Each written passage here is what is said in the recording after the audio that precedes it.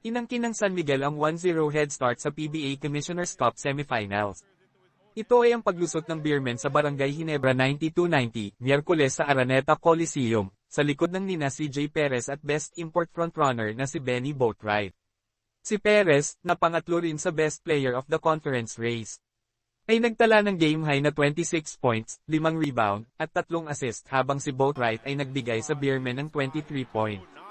12 rebounds na performance. Nagambag din si 7-time PBA Most Valuable Player Junmar Fajardo ng near double-double na 18 puntos at 9 na rebounds.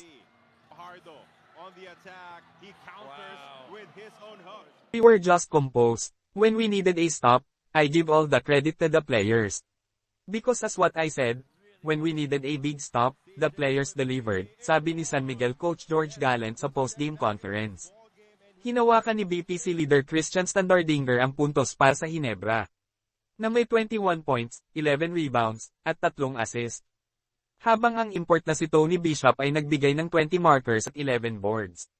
Itinatag ng Beermen ang 90-85, 2-possession lead sa 2 minutes at 37 seconds na natitira sa fourth quarter, ngunit nagsanib sina Standardinger at Bishop, para muling tumabla sa 90 all may eksaktong 1 minuto ang natitira.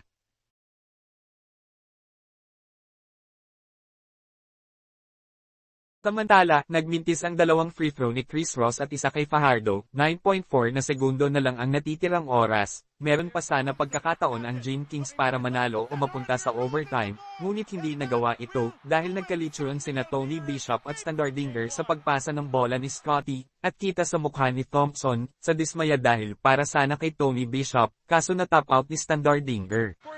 Ang bola dahil nasa likuran lamang ni Stan si Bishop at nakuha ito ng Beermen, na naging dahilan ng kanilang pagkatalo. Right down to the end.